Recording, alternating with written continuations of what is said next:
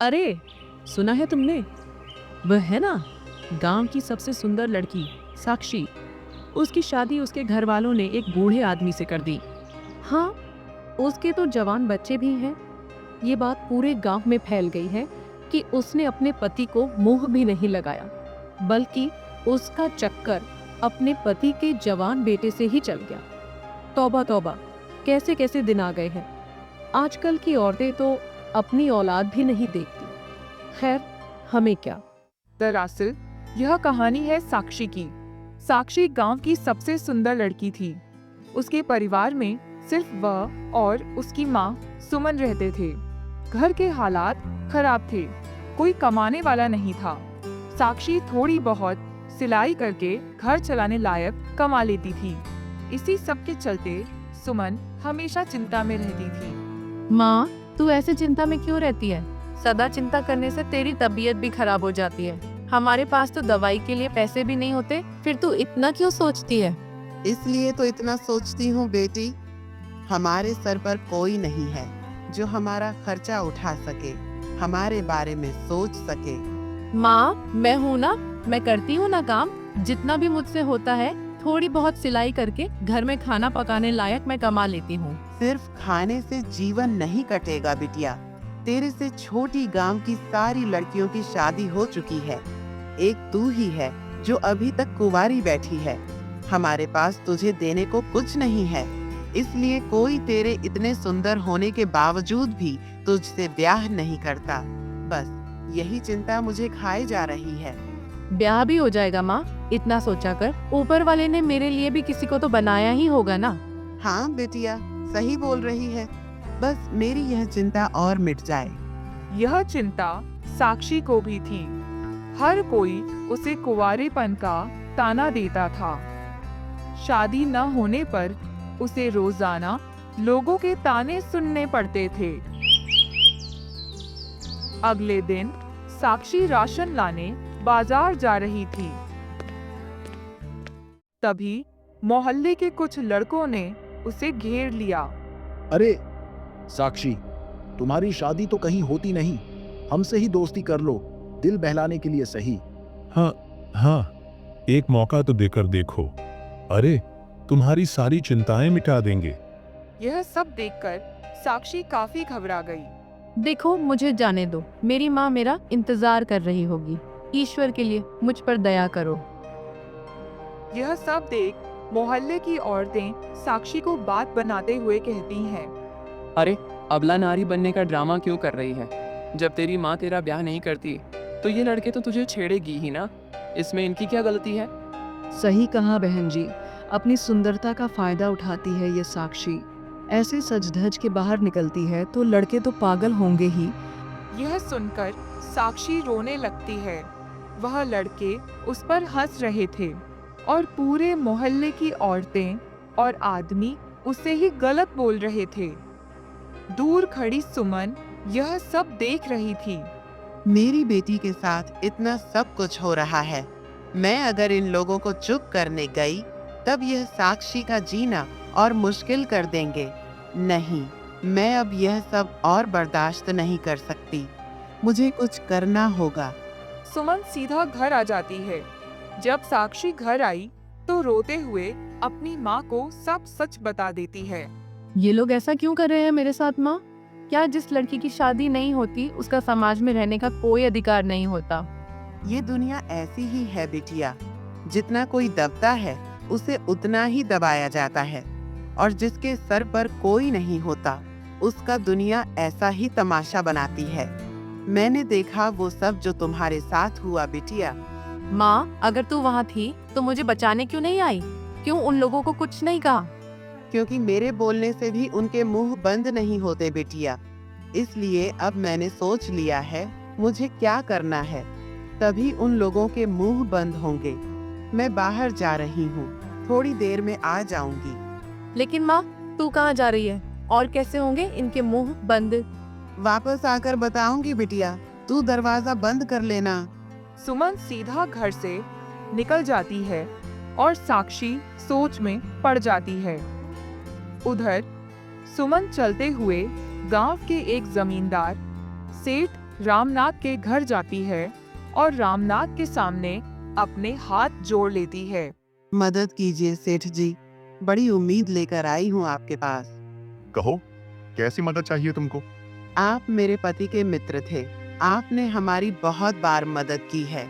आप तो जानते ही हैं, मीरा बिटिया का विवाह कहीं नहीं हो पा रहा है क्योंकि हमारे पास देने को धन नहीं है। तो क्या तुम मुझसे धन मांगने आई हो? नहीं सेठ जी, आपको याद है, आपने कुछ समय पहले एक रिश्ता बताया था। मैं उसी घर में अपनी साक्षी का ब्याह करने को तैयार हूँ। आप एक बार उनसे बात कर लीजिए। लेकिन तुमने तो वह रिश्ता ठुकरा दिया था। अब ऐसा क्या हो गया जो वह रिश्ता करना चाहती हो?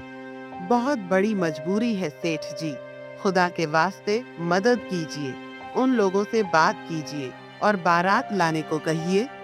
सुमन सेठ रामनाथ को मोहल्ले में हुई सारी बातें बता देती है। यह सब तो बहुत गलत हुआ साक्षी बिटिया के साथ। लेकिन क्या तुमने उस रिश्ते के बारे में साक्षी बिटिया को बताया है? क्या वह तैयार है इस रिश्ते के लिए? ऐसा तो नहीं कि वह रिश्ते को मना कर दे, नहीं तो मेरी बेइज्जती हो जाएगी। नहीं सेठ जी, साक्षी को मनाने की जिम्मेदारी मेरी है। आपकी इज्जत को आज भी नहीं आएगी। आप बेफिक्र रहिए। सुमन घर आ जाती है। उसे इतना खुश देखकर साक्षी पूछती है, तू आ गई माँ? मैं कब से तेरा इंतजार कर रही थी। वैसे तू इतनी खुश क्यों है माँ? ऐसा भी क्या हो गया? हाँ बेटा, बात ही ऐसी है। मैंने तेरा रिश्ता पक्का कर दिया है। आज से पूरे 6 दिन बाद तेरी बारात आएगी, तेरी डोली उठेगी। अब देखना, सबके मुंह बंद हो जाएंगे। यह सुनकर साक्षी के होश ही उड़ जाते हैं।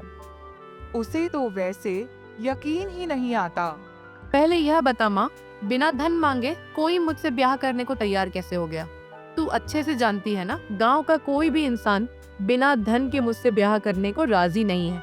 तू सही कह रही है, अभी तक कोई राजी नहीं था, पर अब एक इंसान है जो तुझसे बिना धन के भी ब्याह करेगा। तू अब अपनी माँ पर भरोसा रख, तेरे लिए सब अच्छा होगा। पर माँ, मेरा ब्याह होगा किससे? एक बार बता तो सही। जल्दी बताऊंगी, तू ज्यादा सोच मत। बस अब तू अपने ब्याह की तैयारी शुरू कर दे। इतना बोलकर सुमन काम में लग जाती है और साक्षी की तो खुशी का ठिकाना ही नहीं रहता। मैंने तो उम्मीद ही छोड़ दी थी कि कोई मुझसे ब्याह भी करेगा। हे ईश्वर, तेरा लाख लाख धन्यवाद। अब मैं भी एक इज्जत की सफल जिंदगी जी पाऊंगी। अगले दिन होते ही सुमन ने पूरा मोहल्ला इकट्ठा कर लिया और चिल्लाकर बोली, सुनो सुनो, सब सुनो, इधर आओ सब। अरे ऐसा भी क्या हो गया बहन? सब ठीक तो है ना? चिल्ला तो ऐसे रही हो जैसे तेरी साक्षी का ब्याह होने वाला है। बताती हूँ, सब बताती हूँ। जिसने कल मेरी बेटी को जलील किया, उन सब के लिए यह करारा जवाब है कि आज से 5 दिन बाद मेरी बिटिया साक्षी का ब्याह है। इसलिए आप सब जरूर आना, ताकि आप सबके मुंह बंद हो सके।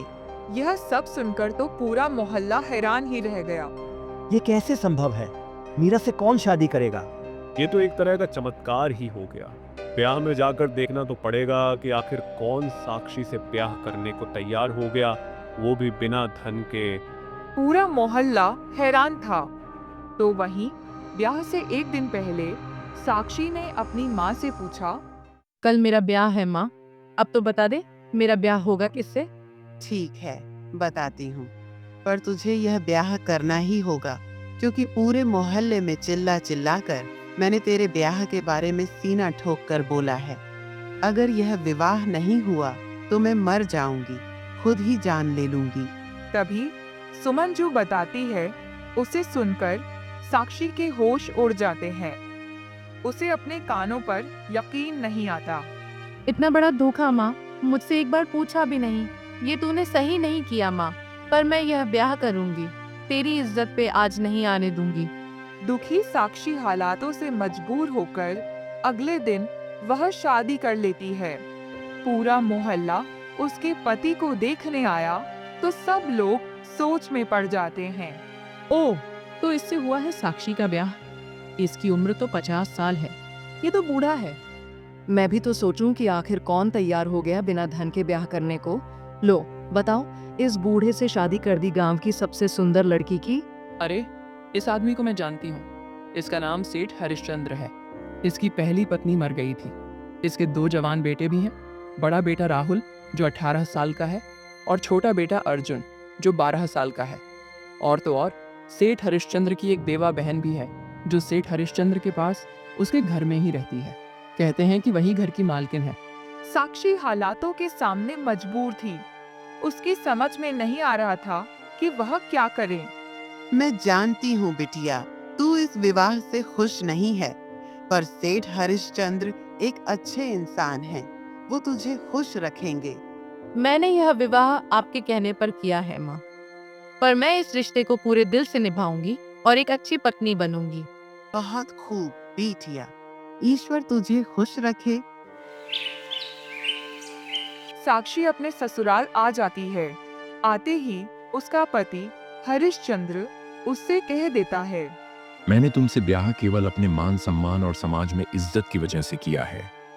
मैं अपनी मरी हुई पत्नी को भूला नहीं हूँ, इसलिए मैं कभी भी तुमसे प्रेम नहीं कर सकता। लेकिन मैं इस घर में विवाह करके आई हूँ। जी, मैं आपकी पत्नी हूँ। आप ऐसा क्यों बोल रहे हैं? पत्नी हो, पत्नी बनकर रहो। माना कि तुम बहुत सुंदर हो, पर तुम्हारी सुंदरता का जादू मुझ पर नहीं चलेगा। दूर रहना मुझसे। मैं कोई जादू नहीं चलाना चाहती हूँ। जी, मैं बस अपना पत्नी धर्म निभाना चाहती हूँ। इस रिश्ते को एक मौका देना चाहती हूँ। कोई जरूरत नहीं है ये सब करने की। तुमको इस घर में एक अच्छी इज्जत की जिंदगी मिलेगी, पर मेरे से कोई उम्मीद मत रखना। समझ गई? ठीक है जी, मैं इस बात का ध्यान रखूंगी कि मैं आपकी परेशानी का कारण ना बनूं। मैं पूरी कोशिश करूंगी कि मैं इस घर की अच्छी बहू बन पाऊं। अच्छी बात है। साथ में मेरी बहन ललिता, वही इस घर की कर्ता धर्ता है, इसलिए उनकी कोई भी बात मत टालना। ठीक है जी, ठीक है। इतना बोलकर सेठ हरिश्चंद्र वहां से चला जाता है और तभी हरिश्चंद्र की विधवा बहन ललिता वहां आ जाती है। मेरे भाई को ज्यादा परेशान करने की जरूरत नहीं है बहू।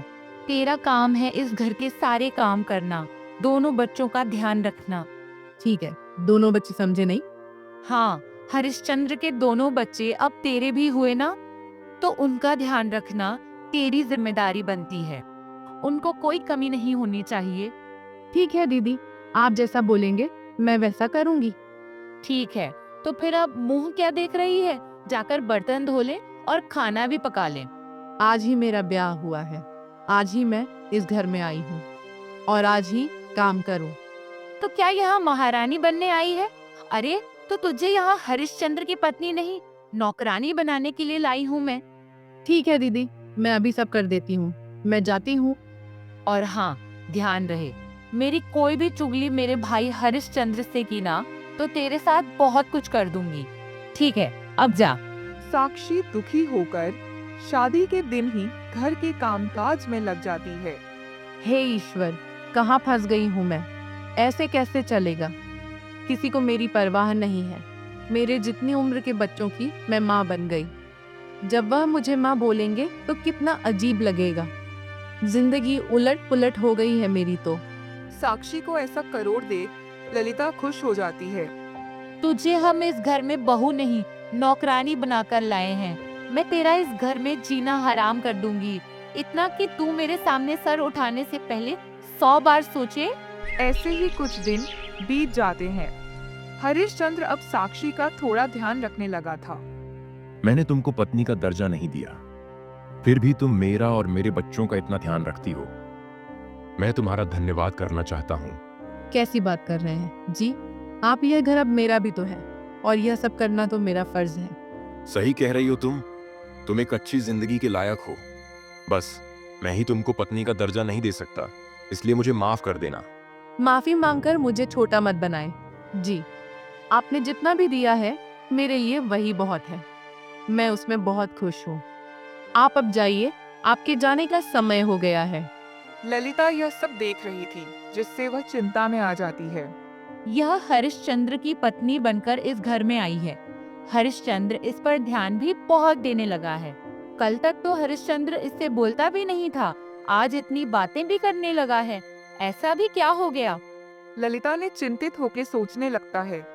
इस घर की मालकिन आज तक मैं हूँ। इस घर में सब मेरे हिसाब से होता है। तिजोरी की चाबी भी मेरे पास है।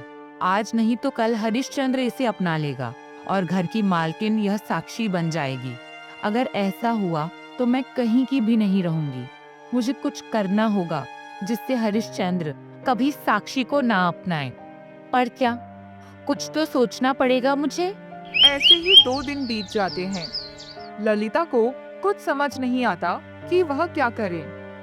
उस दिन साक्षी घर का काम कर रही थी। तभी उसके पति का बड़ा बेटा राहुल कहता है, आप अकेले घर का सारा काम करती रहती हो, कोई आपकी मदद भी नहीं करता। आप बहुत थक जाती होंगी ना। थक तो जाती हूँ, पर इस घर की बहू हूँ मैं, तो जिम्मेदारी तो निभानी ही पड़ेगी ना। आपको पता है, जब पिताजी की शादी की बात चली थी तो मैं चिंता में आ गया था कि पता नहीं कैसी औरत हमारे घर में आएगी। पर अब मैं बेफिक्र हूं कि आप जैसी अच्छी लड़की मेरे पिता की जिंदगी में आई, जो सबका ख्याल रखती है। यह सुनकर साक्षी खुश हो जाती है। अगर ऐसा है तो यह मेरे लिए बहुत ही खुशी की बात है। मैं आगे भी कोशिश करूंगी कि मैं सबका ध्यान रख सकूं। यह तो बहुत अच्छी बात है। चलिए, मैं भी आपके काम में थोड़ी मदद कर देता हूँ। ठीक है। ललिता ने ऐसे राहुल और साक्षी को बात करते हुए देखा तो वह खुश हो जाती है। समझ गई। अब मुझे क्या करना है? मुझे हरिश्चंद्र को यह सब बताना होगा। ललिता हरिश्चंद्र के पास जाकर कहती है, मेरे भाई हरिश्चंद्र, मुझे तुझसे जरूरी बात करनी है, वरना तो अनर्थ हो जाएगा।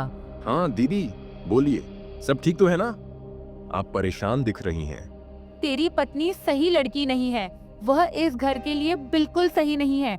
वह घर का माहौल खराब कर रही है। ये आप क्या कह रही हो दीदी? साक्षी एक अच्छी लड़की है। उसका पति होने के बावजूद मैंने उससे कोई रिश्ता नहीं रखा। उसके बाद भी उसने अपना पत्नी धर्म निभाया है, पूरे घर को संभाला है। आपकी इतनी डांट सुनने के बाद, आपके इतना परेशान करने के बाद भी वो एकदम चुप होकर सब सहती है, बच्चों का ध्यान रखती है। और क्या चाहिए? वही तो मैं कह रही हूँ। देख, तूने उसे पत्नी होने का दर्जा नहीं दिया, फिर भी वो खुश है। इसके पीछे एक बड़ी वजह है। वजह?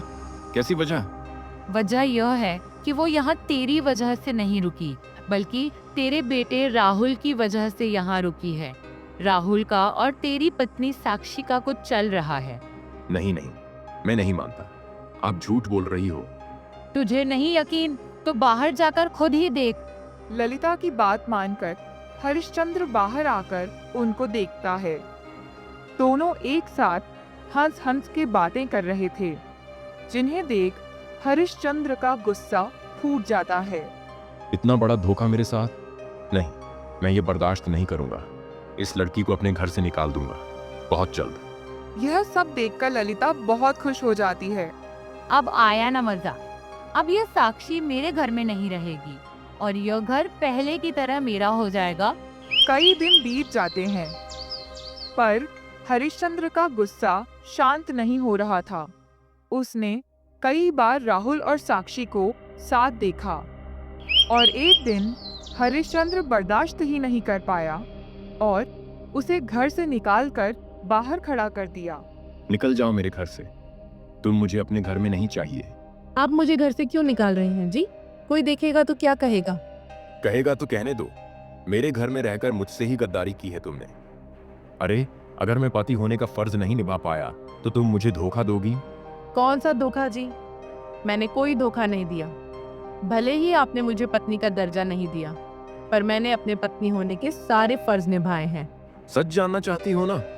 तो सुनो, अगर मैं पति नहीं बन पाया तो तुमने मेरे बेटे राहुल को अपने प्रेम जाल में फंसा लिया। सोचा होगा मैं तो इतनी सुंदर हूं, मेरे प्यार के जाल में फंसी जाए।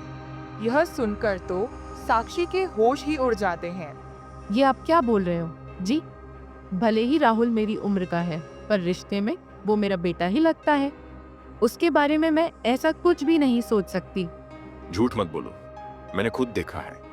तुम दोनों को साथ में हंसते हुए, बातें करते हुए, साथ में काम करते हुए।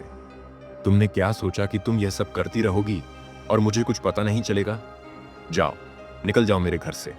यह सब सुनकर साक्षी दुख से भर जाती है और मायूस होकर कहती है, मेरी शादी आपसे मेरी माँ ने करवाई थी, बिना मर्जी के, क्योंकि आप मेरी उम्र से ज्यादा बड़े हैं। पर मैंने अपनी माँ की इज्जत रखने के लिए यह ब्याह कर लिया था। उसके बाद आपने मुझे पत्नी मानने से मना कर दिया था। फिर भी मैंने दिल से ये रिश्ता निभाया, बिना किसी खोट के। आपकी बहन ललिता ने मेरा दिन रात जीना हराम कर दिया। फिर भी मैंने यह रिश्ता निभाया और कोई शिकायत नहीं की। और सिर्फ आपका बेटा था राहुल, जिसने मेरा सगा बेटा ना होते हुए भी मुझे माँ की तरह इज्जत दी, और आपने उसको लेकर ही मुझ पर इल्जाम लगा दिया। ये आपने सही नहीं किया जी। यह मैं बर्दाश्त नहीं करूंगी, इसलिए मैं चली जाऊंगी इस घर को छोड़कर। तभी राहुल वहां आ जाता है। पिताजी, आपने इन पर शक भी कैसे किया? अरे, आपके लिए इनसे अच्छा कोई और हो ही नहीं सकता। और आपने सोच भी कैसे लिया कि मैं अपनी माँ पर गंदी नजर रखूंगा? कैसे मानूं तुम दोनों की बात? और क्यों पिताजी? मैंने सुना था बुआ को एक पड़ोसन से बात करते हुए उन्होंने ही आपको गलतफहमी में डाला है। यह सब उन्होंने माँ को घर से निकलवाने की ये साजिश रची है। यह सब सुनकर हरिश्चंद्र साक्षी के सामने अपने हाथ जोड़ लेता है। मुझसे बहुत बड़ी गलती हो गई जो मैंने तुम पर शक किया। मैं समझ गया कि यह सब मेरी बहन ललिता ने किया है ताकि वो इस घर में बनी रहे। अब मैं समझ गया हूं, अपनी बहन की सारी चाल समझ गया हूं। मुझे माफ कर दो और बस एक मौका दे दो। मैं एक अच्छा पति बनकर दिखाऊंगा और तुमको पत्नी होने का दर्जा भी दूंगा। आज से मेरे लिए तुम सबसे ऊपर हो। यह सुनकर साक्षी भी खुश हो जाती है। अगर आपने दिल से माफी मांगी है तो मैं आपको यह मौका जरूर दूंगी। मैंने आपको माफ किया। उसके बाद साक्षी और हरिश्चंद्र एक प्यार भरी सुखद जिंदगी बिताने लगे। अब साक्षी की जिंदगी भी सुकून से भर गई। तो हाँ दोस्तों, ऐसे ही मज़ेदार कहानियाँ देखने के लिए आप हमारे चैनल को सब्सक्राइब करें। Thanks for watching.